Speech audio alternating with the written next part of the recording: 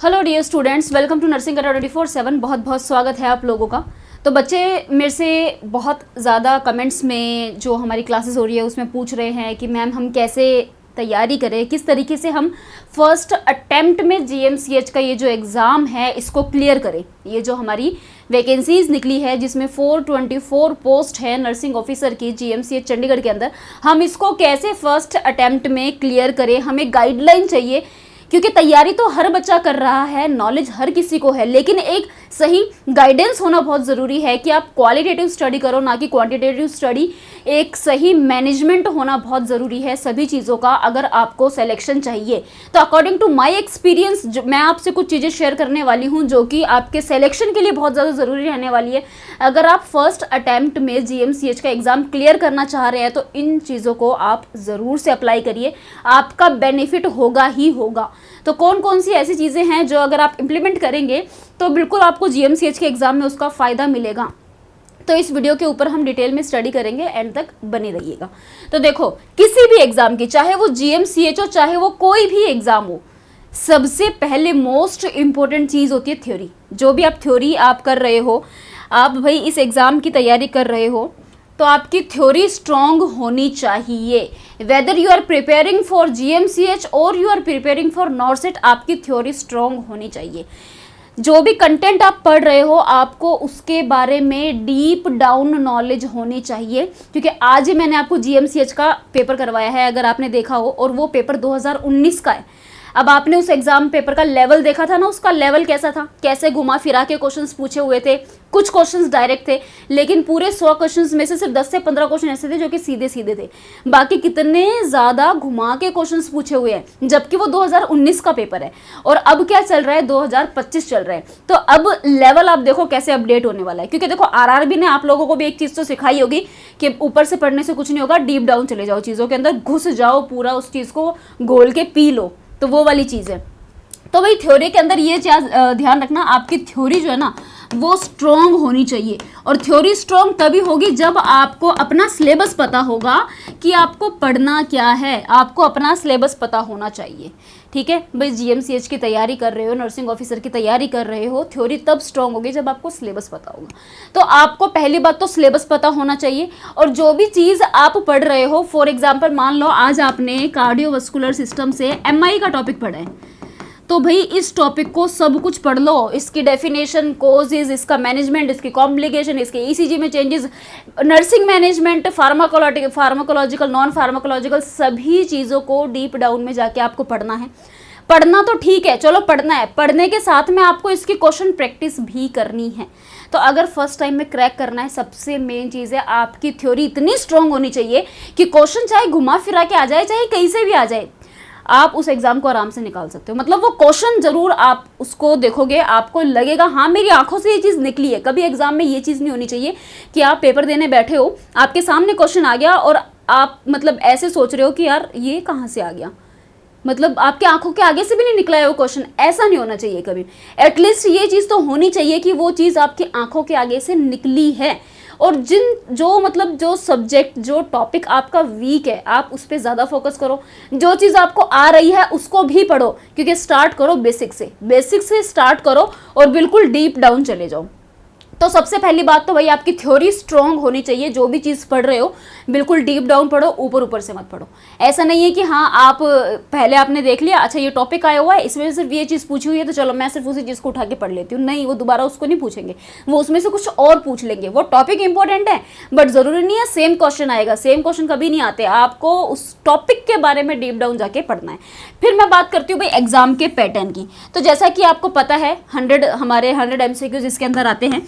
ठीक है, 2 पार्ट में एमसीक्यूज आते हैं। जो ये जीएमसीएच का एग्जाम है इसके अंदर 2 पार्ट में एमसीक्यूज आते हैं। जो हमारा पार्ट 1 होता है उसमें 70 एमसीक्यू होते हैं, जो पार्ट 2 है उसमें हमारे 30 एमसीक्यूज होते हैं। जो पार्ट 1 है उसके अंदर मिक्स एमसीक्यूज आते हैं भाई, लेकिन जो पार्ट 2 है उसमें ज़्यादातर हमारे practical based, scenario based MCQs पूछे जाते हैं, जो ज़्यादातर फंडामेंटल से होते हैं। ठीक है। और जो फर्स्ट पोर्शन है उसके अंदर भी ज़्यादातर एमएसएन पूछी जाती है। मैं ये नहीं बोलूँगी सिर्फ एमएसएन, हमने आज ही पेपर किया है, साइकेट्रिक से भी काफ़ी सारे क्वेश्चन आए हुए हैं, एक दो रिसर्च से आए हुए हैं, ओबीसी से भी थोड़े बहुत थे, लेकिन ज़्यादातर मुझे लगा एमएसएन के और उसके बाद साइकेट्रिक के भी अच्छे खासे क्वेश्चन उसमें देखने को मिले हैं। हमने आज ही पेपर सॉल्व किया है। तो दूसरा भाई, पहली बात तो आपको ऑब्वियसली जिस एग्जाम की तैयारी कर रहे हो आपको पैटर्न पता होना चाहिए। तो थ्योरी के साथ साथ प्रैक्टिकल भी बहुत ज़्यादा इंपॉर्टेंट है। थ्योरी तो आप कर ही रहे हो, थ्योरी के साथ साथ में अपना प्रैक्टिकल भी स्ट्रॉन्ग रखो, क्योंकि सेकंड पोर्शन जो है वो प्रैक्टिकल में से ही आने वाला है। इसमें सारे प्रैक्टिकल बेस्ड क्वेश्चन रहने वाले हैं। जीएमसीएच का एग्जाम इजी नहीं आता है, मॉडरेट लेवल का एग्जाम आता है। जितना भी मैंने अभी तक पीछे के क्वेश्चन पेपर्स देखे हैं, मॉडरेट लेवल का एग्जाम है, घुमा फिरा के क्वेश्चंस पूछते हैं। तो इसीलिए मैंने आपको बोला है कि कंसेप्ट आपके क्लियर होने चाहिए। जिस टॉपिक को पढ़ रहे हो उस टॉपिक के बारे में आपको सारी चीज़ पता होनी चाहिए। चाहे कितना भी वो क्वेश्चन को घुमा ले, आप उसमें पकड़ लोगे कि एग्जामिनर क्या पूछना चाह रहे हैं। तो भाई थ्योरी अपनी स्ट्रॉन्ग रखो और थ्योरी के साथ साथ में अपना प्रैक्टिकल भी स्ट्रॉन्ग रखो। 100 क्वेश्चन आने वाले हैं, 70-30 का रेशो रहने वाला है। पार्ट 1 में मिक्स सब्जेक्ट आएंगे, पार्ट 2 में ज़्यादातर फंडामेंटल पूछी जाती है और प्रैक्टिकल पे बेस्ड होता है। प्रैक्टिकल आपका स्ट्रॉन्ग होना चाहिए। और अगर मैं बात करूँ क्वेश्चन की, इसमें सीक्वेंस वाइज क्वेश्चन ज़्यादा आते हैं, नर्सिंग प्रायोरिटी के क्वेश्चन आते हैं। नर्सिंग की प्रायोरिटीज क्या रहने वाली है, तो नर्सिंग प्रायोरिटी वाले क्वेश्चंस आते हैं हमारे प्रैक्टिकल पोर्शन के अंदर कि भाई ऐसा ऐसा हुआ है तो अब बताओ नर्स क्या करेगी, अब ये हुआ है, अब इस केस में नर्सिंग की प्रायोरिटी क्या रहेगी। तो इस तरीके से इसमें काफ़ी ज़्यादा क्वेश्चन पूछे जाते हैं। तो आप जो भी टॉपिक पढ़ रहे हो उसमें आप ये देखना आपकी प्रायोरिटी क्या रहने वाली है इस चीज़ के अंदर। इस केस में भाई, इस केस में ये चीज़ हो गई, अब आपकी प्रायोरिटी क्या रहने वाली है। तो इन सभी चीज़ों पर भी आपको ध्यान से फोकस करना है। तो थ्योरी और पैटर्न तो आपने देख लिया भाई, थ्योरी सबसे बेस्ट है, थ्योरी स्ट्रॉन्ग रखो। सभी टॉपिक के बारे में सब कुछ पता होना चाहिए, सब कुछ पता होना चाहिए आपको। उसके बाद आती है भाई तीसरी मोस्ट इंपॉर्टेंट चीज़, तो भैया आपका प्रैक्टिस। प्रैक्टिस जो है वो सबसे ज़्यादा इंपॉर्टेंट है। कितना ही पढ़ लो, जब तक आपको ये नहीं पता ना क्वेश्चन अटेम्प्ट कैसे करना है, तब तक वो पढ़ा हुआ भी आपके किसी काम का नहीं है। क्योंकि आपको ये पता होना चाहिए क्वेश्चन कैसे अटेम्प्ट करने हैं।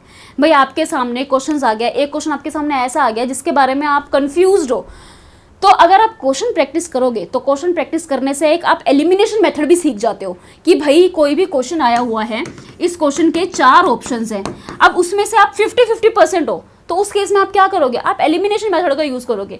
क्या आंसर नहीं हो सकता उसको पहले ही बाहर निकाल दो। आप देखना बहुत सारे क्वेश्चन तो इसी वजह से ऐसे ही सोल्व हो जाते हैं जब हम एलिमिनेशन मेथड का यूज़ करते हैं कि ये तो हो ही नहीं सकता, ये भी नहीं हो सकता, हाँ ये हो सकता है। इस तरीके से भी आप ट्राई करोगे, हो सकता है। चलो ये तो सेकेंडरी चीज़ है। सबसे मेन जब हम प्रैक्टिस करते हैं ना, आपको पता है नेगेटिव मार्किंग, 1/3 नेगेटिव मार्किंग आजकल सभी एग्जाम में 1/3 ही रहती है। तो नेगेटिव मार्किंग को कंट्रोल करने का सबसे बेस्ट तरीका है प्रैक्टिस। और बहुत सारे बच्चों के सिलेक्शन नेगेटिव मार्किंग की वजह से रह जाते हैं।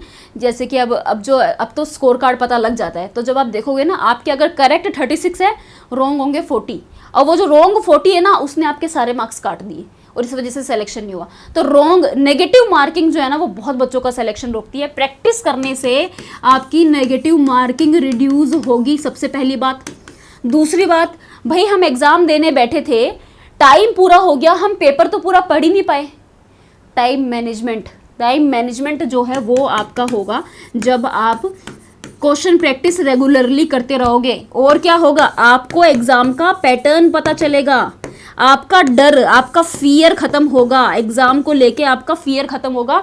आप डेली अपना एक टेस्ट दो, मॉक टेस्ट तो मस्ट है, आप डेली मॉक टेस्ट दो। आपका ये जो फियर है ना एग्जाम को लेके, आपका माइंड इस तरीके से बिल्डअप हो जाएगा कि आप क्वेश्चन देख रहे हो, आपको क्वेश्चन समझ में आ रहा है, आप उस क्वेश्चन को आराम से कर सकते हो। तो क्वेश्चन प्रैक्टिस करने से बहुत हद तक एंजाइटी रिड्यूस होती है। क्योंकि जब आप क्वेश्चन प्रैक्टिस शुरू में गलत होंगे, लेकिन क्योंकि आप साइड में अपना थ्योरी भी स्ट्रॉन्ग कर रहे हो, तो एक टाइम आएगा जब करेक्ट होना शुरू होंगे। और करेक्ट होना हो, जब आपने पहली बार क्वेश्चन पेपर देखा, आपके बहुत नेगेटिव हुए, दूसरी बार में रिड्यूस, तीसरी बार इसी चीज़ से आपको इतनी सेटिस्फेक्शन मिलेगी कि चलो एटलीस्ट मेरे नेगेटिव खत्म हो रहे हैं, है ना। उसके अलावा टाइम मैनेजमेंट आपका प्रॉपर हो पा रहा है। प्रैक्टिस में ये ध्यान रखना कि PYQs जरूर करो, क्योंकि इससे आपको ना एग्जाम का पैटर्न पता लगता है। तो PYQs जरूर करो। मैं ये नहीं कह रही कि पीवाईक्यू से क्वेश्चन आते हैं, बट मैं ये कह रही हूँ आपको एग्जाम का पैटर्न पता लगता है। और प्लस देखो, टॉपिक्स से क्वेश्चन उठ सकता है, टॉपिक से क्वेश्चन आ सकता है, सेम नहीं आएगा, टॉपिक से क्वेश्चन उठ के आ सकता है। पीवाईक्यू करो, साथ में न्यू क्वेश्चंस करो। और जब भी, क्योंकि देखो अभी तो टाइम है, अभी तो आप तैयारी कर सकते हो, तो जब भी आप न्यू क्वेश्चंस करते हो तो इस तरीके से करो, जैसे मैंने पहले भी बोला है, टॉपिक वाइज एमसीक्यूज करो। भाई आज आपने ब्रेस्ट कैंसर पढ़ा है तो आज ब्रेस्ट कैंसर के पूरे जितने हो सके उतने एमसीक्यूज करो। आज आपने एमआई पढ़ा, एमआई के जितने हो सके उतने एमसीक्यूज करो। स्किज़ोफ्रेनिया पढ़ा है, उसके एमसीक्यूज कर लो। टॉपिक वाइज एमसीक्यूज करो, ये आपके लिए बहुत अच्छी स्ट्रेटेजीज रहेगी अगर आप टॉपिक वाइज एमसीक्यू करते हो। तो टॉपिक वाइज एमसीक्यूज आप करो, तो पीवाईक्यू भी करो, न्यू एमसीक्यू भी करो, और उसके बाद टॉपिक वाइज एमसीक्यूज करते रहो। इससे आपको बहुत फायदा मिलेगा। देखो प्रैक्टिस करने से आपको बहुत फायदा मिलेगा, ट्रस्ट में गाइज। क्वेश्चन प्रैक्टिस करना बहुत ज़रूरी है। अगर आप, मतलब मैंने खुद ऐसे बहुत सारे बच्चों को देखा है जिनकी थ्योरी बहुत अच्छी है, पढ़ भी रहे हैं, अपना 15-15 घंटे दे रहे हैं पढ़ाई में, लेकिन जब पेपर करने बैठे हैं ना, तो एक तो नेगेटिव मार्किंग उनको खा गई, और दूसरा टाइम मैनेजमेंट, सबसे मेन टाइम मैनेजमेंट नहीं कर पाए, पेपर रह जाता है, टाइम मैनेजमेंट ही नहीं कर पाते हैं। ये चीज़ बहुत ज़्यादा होती है। तो एग्ज़ाम अगर आप कोई दे रहे हो तो उस एग्ज़ाम में टाइम मैनेजमेंट होना बहुत ज़्यादा ज़रूरी है। तो इस चीज़ का याद रखो कि आप जो है वो टाइम मैनेजमेंट प्रॉपरली कर सको। तो सिलेक्शन लेने के लिए सिर्फ ये 2-3 चीज़ें हैं जो आपको अपने माइंड में रखनी है। सबसे पहले सिलेबस के अकॉर्डिंग पढ़ो, सिलेबस के अकॉर्डिंग, ऐसे नहीं कुछ भी उठा के, सिलेबस के अकॉर्डिंग पढ़ो। जो पढ़ रहे हो डीप डाउन जाके पढ़ो, अच्छे से पढ़ो, एग्जाम पैटर्न को माइंड में रखते हुए पढ़ो। अब पैटर्न को माइंड में रखने से मेरा मतलब ये है कि क्वेश्चन किसी भी प्रकार से आ सकता है, किसी भी तरीके से आ सकता है, और कुछ भी आ सकता है। उसको दिमाग में रखते हुए डीप डाउन जाके आपको पढ़ना पड़ेगा। तीसरी है आपकी प्रैक्टिस। प्रैक्टिस बहुत ज़रूरी है। अभी टाइम है, अभी आपने तैयारी करना शुरू किया है, साथ में शॉर्ट नोट्स बनाते रहो जो लास्ट में आपके रिवीजन के लिए आपको काम आएंगे। क्योंकि जब आप रिवीजन करोगे आप वो बड़े बड़े नोट्स उठा के नहीं पढ़ सकते हो। तो अपने खुद के हैंडमेड नोट्स आपके पास होने चाहिए, जो आप अपना बैठ के, जब लास्ट का टाइम होता है, जब इतना समय नहीं होता कि आप पुरानी चीज़ों को उठा के पढ़ो, उस टाइम पे वो जो शॉर्ट नोट्स है ना, उनको अपना लिखते रहो। तो मेरी तरफ से आपके लिए स्ट्रैटेजी यही रहने वाली है। जो भी चीज़ पढ़ रहे हो बच्चों, अच्छे से पढ़ो, डीप डाउन जाके पढ़ो। ऊपर ऊपर से पढ़ने से कुछ नहीं होगा। पेपर के लेवल अब ऊपर अप होते जा रहे हैं क्योंकि कंपटीशन ज़्यादा बढ़ रहा है।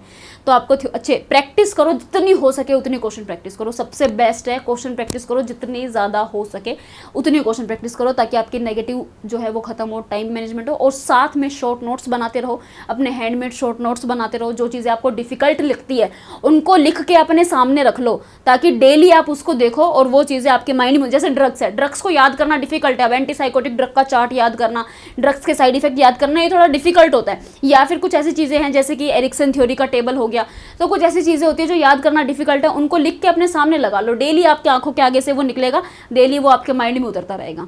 मैंने एंटीसाइकोटिक ड्रग्स ऐसे याद करी थी, मतलब जब मैंने बीएससी करी थी तो मैंने इसी तरीके से याद करी थी, और वो मुझे ऐसी याद हो गई थी कि मैं उसके बाद कभी उसको भूली ही नहीं।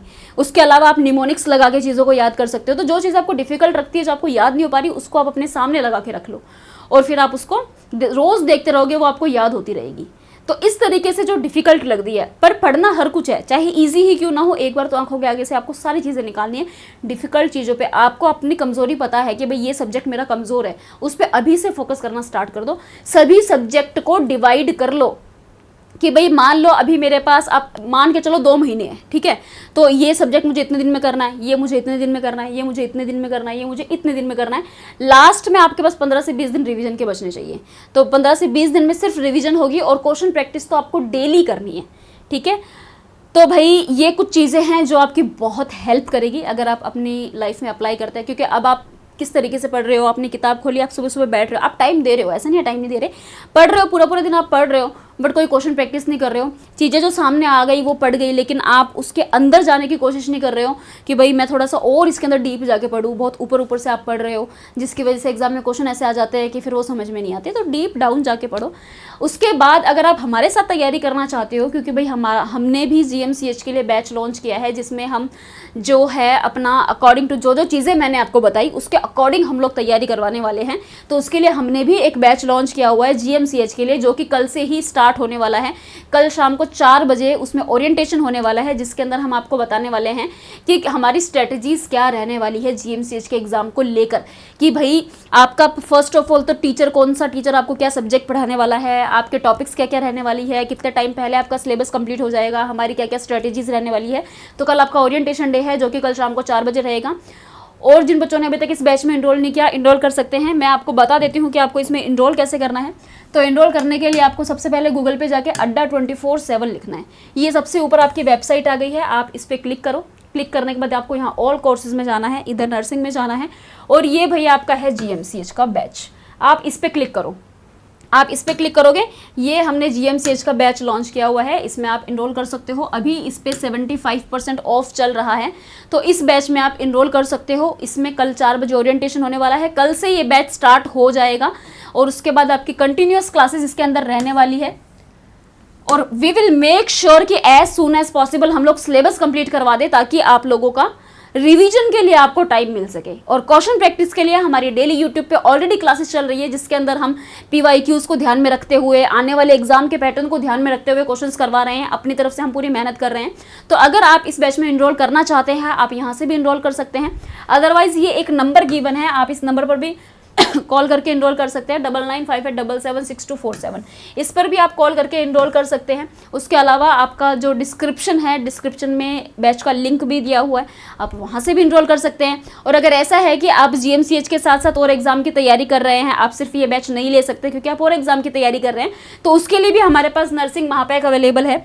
वो सभी बैचेस के लिए है, सभी एग्जाम्स के लिए है। अगर आप सभी एग्जाम की तैयारी कर रहे हैं तो आप इस बैच में इनरोल कर सकते हैं। इनरोल करने का तरीका वही है, यहाँ से बाय नाउ कर लो या इस नंबर पे कॉल करके आप कोई भी क्वेरी हो आप उसको पूछ सकते हो। वीडियो कैसा लगा हो कमेंट सेक्शन में कमेंट करना। आई होप ये वीडियो आपके लिए बेनिफिशियल रहे। जो भी मेरा प्रैक्टिकल एक्सपीरियंस रहा है उसको मैंने आपके साथ शेयर किया है, क्योंकि कुछ सिली मिस्टेक्स मेरे से भी हुई है, जो मैं नहीं चाहती कि आप लोगों से वो सिली मिस्टेक्स हो। ज़्यादातर मेरे से नेगेटिव मार्किंग की मिस्टेक्स रही है। टाइम मैनेजमेंट का भी मेरे को कभी इशू नहीं रहा, बट नेगेटिव मार्किंग ने बहुत हर्डल मेरे रास्ते में बहुत बार लाए हैं। तो उसके लिए भाई बहुत ज़्यादा ज़रूरी है। और दूसरा, डीप डाउन ना जाना चीज़ों के अंदर। तो जो गलतियाँ मेरे से हुई वो गलतियाँ आप मत करना। आप जो है अपना पूरा 100% दो, जब तैयारी करने बैठे ही हो, एक बार जी जान लगा दो, बस फिर ज़िंदगी भर ऐश ही ऐश है। तो मिलती हूँ मैं आपसे नेक्स्ट वीडियो में, तब तक के लिए थैंक यू सो मच। अगर वीडियो पसंद आया हो तो चैनल को सब्सक्राइब कर लेना। Thank you so much.